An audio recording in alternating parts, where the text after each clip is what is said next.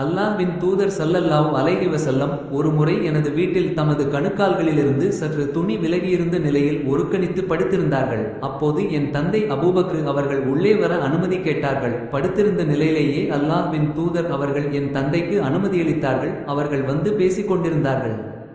பிறகு உமர் அவர்கள் உள்ளே வர அனுமதி கேட்டார்கள். அவர்களுக்கும் உள்ளே வர அனுமதியளித்தார்கள். அப்போதும் அதே நிலையிலேயே படுத்துக்கொண்டு இருந்தார்கள். உமர் அவர்களும் வந்து பேசிக் கொண்டிருந்தார்கள். பிறகு உஸ்மான் அவர்கள் உள்ளே வர அனுமதி கேட்டபோது அல்லாஹ்வின் தூதர் எழுந்து உட்கார்ந்து தமது ஆடையை ஒழுங்குபடுத்திக் கொண்டார்கள்.